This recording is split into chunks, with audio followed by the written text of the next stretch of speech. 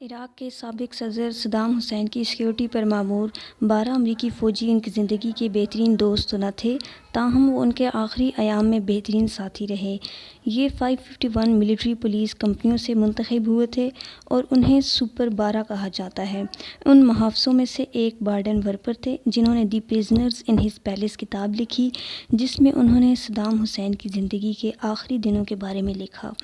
بارڈن ورپر کا کہنا ہے کہ جب صدام حسین کو پھانسی دینے والے اہلکاروں کے سپرد کیا جا رہا تھا تو ان کے تمام محافظوں کی آنکھوں میں آنسو تھے۔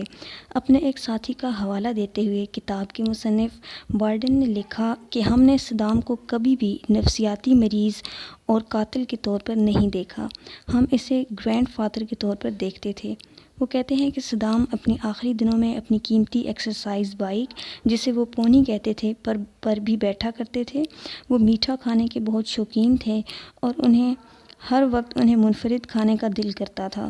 بارڈن ورپر کہتے ہیں کہ آخری ایام میں صدام کا دوسروں کے ساتھ رویہ بہت نرم تھا اور انہوں نے یہ تاثر نہیں چھوڑا کہ وہ بہت ظالم حکمران تھے۔ صدام کو سگار پینے کا بہت شوق تھا، جسے وہ اپنے پاس رکھا کرتے تھے۔ وہ کہتے تھے کہ انہیں سگار کا استعمال فیڈل کاسترو نے سکھایا تھا۔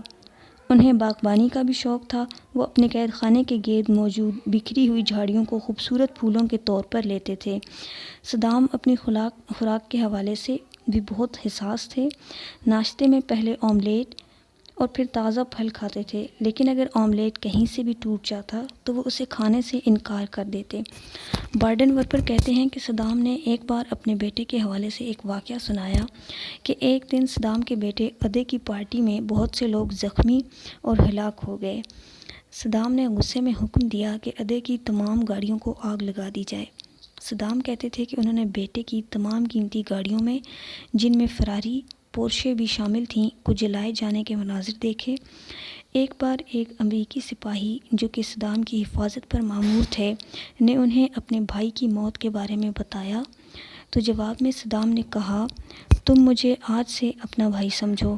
انہوں نے ایک دوسرے محافظ سے کہا کہ اگر مجھے میرے اپنے پیسے کو استعمال کرنے کی اجازت ملے تو میں تمہارے بیٹے کی تعلیم کے اخراجات ادا کرنے کے لیے تیار ہوں۔ مصنف کا کہنا ہے کہ ایک شب ہم نے دیکھا کہ ایک 20 سالہ سپاہی ڈوسن اپنے سائز سے بڑا سوٹ پہن کر گھوم رہا تھا۔ بعد میں پتہ چلا کہ اس نے صدام حسین کی جانب سے تحفے میں دیا گیا سوٹ پہن رکھا تھا۔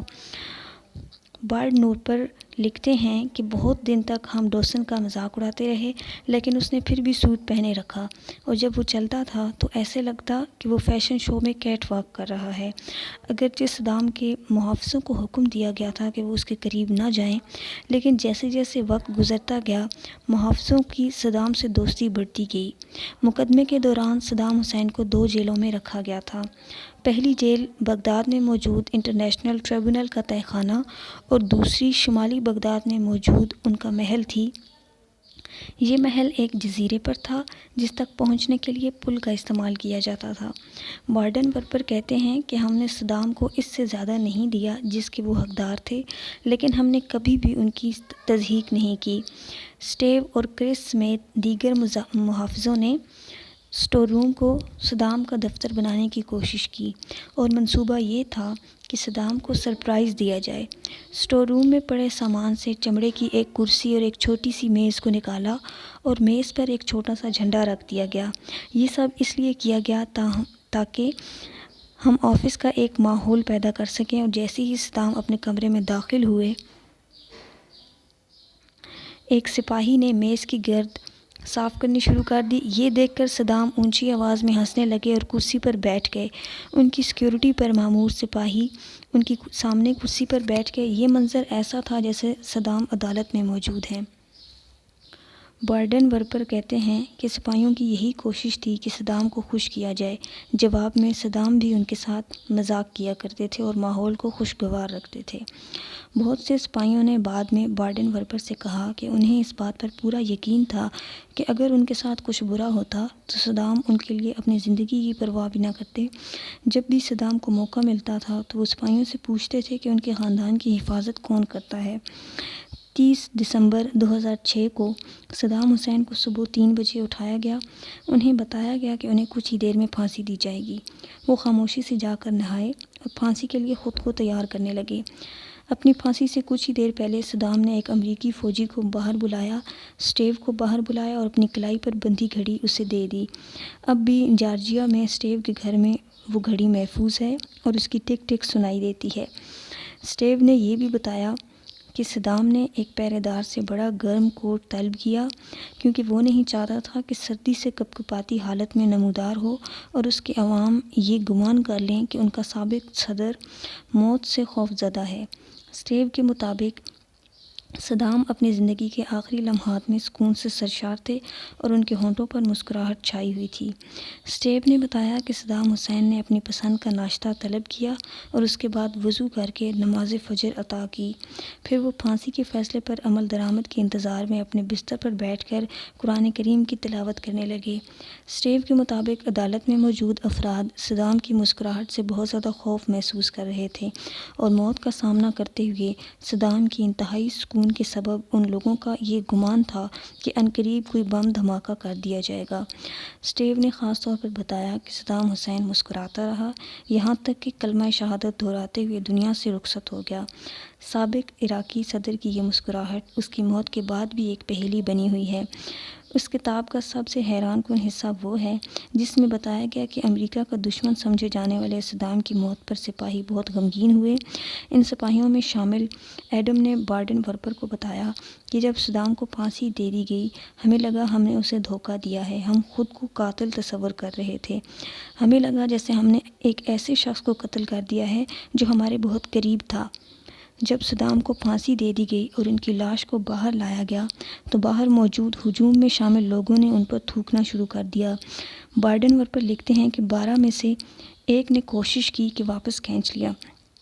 ایک سپاہی اسٹیو نے اس کے بعد امریکی فوج سے استعفیٰ دے دیا۔ اسٹیو اس وقت جارجیا میں اسلحے سے متعلق ٹریننگ دیتے ہیں۔ اسٹیو کے مطابق انہیں کہا گیا تھا کہ وہ صدام کی لاش کی بے حرمتی کرنے والوں سے نہ الجھیں۔ امریکی صدر جارج ڈبلیو بش نے خود سابق عراقی صدر کی لاش کو ایک فوجی ہیلی کاپٹر کے ذریعے بغداد سے شمالی شہر تکریت میں منتقل کرنے کا حکم دیا تھا۔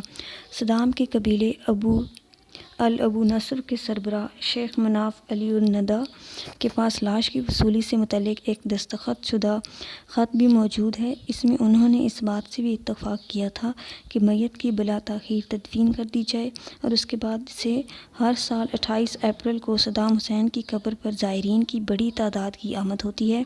یہ ان کی سالگرہ کا دن ہے اور اس روز وہاں آنے والوں میں اسکول کے بچے بھی شامل ہوتے ہیں۔ بعد میں ان کے مقبرے کو شیعہ ملیشیاؤں پر مشتمل الحشدہ الشعبی نے ایک فضائی حملے میں مسمار کر دیا۔ الحشدہ الشعبی کو اس علاقے کو داعش سے پاک کرنے کی ذمہ داری سونپی گئی تھی۔ بہت سے لوگوں کا خیال ہے کہ صدام حسین کا مقبرہ کھلا ہوا تھا۔ بعض کا کہنا ہے کہ ان کی بیٹی ہالہ ایک نجی طیارے میں سوار ہو کر تکریت آئی تھیں اور وہ اپنے والد کی باقیات کو وہاں سے اردن ساتھ لے گئی تھیں۔ ڈیلی مانیٹر کی ایک رپورٹ کے مطابق جامعہ کے ایک پروفیسر کا کہنا ہے کہ یہ ناممکن ہے۔ انہوں نے اپنی شناخت ظاہر نہ کرنے کی شرط پر کہا کہ ہالہ کبھی عراق واپس نہیں آئی ہیں۔ یہ ہو سکتا ہے کہ صدام حسین کی باقیات کو کسی خفیہ جنگل پر منتقل کر دیا گیا ہو، لیکن کوئی نہیں جانتا کہ کس نے یہ کام کیا ہے اور لاش کو کہاں منتقل کیا گیا ہے۔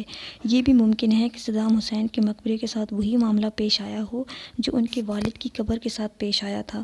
ان کے والد کی قبر کو نامعلوم افراد نے دھماکے سے اڑا دیا تھا، لیکن حیرت کی بات یہ ہے کہ عراق میں بعض لوگ ایسے بھی موجود ہیں جو اب تک یہ یقین رکھتے ہیں کہ صدام حسین زندہ ہیں اور وہ مصلوب نہیں ہوئے تھے۔ ان میں بغداد کے ایک مکین ابو سمر بھی ہیں۔ ان کا خیال ہے کہ صدام حسین مرے نہیں بلکہ ان کی کسی ہم شکل کو پھانسی دی گئی تھی۔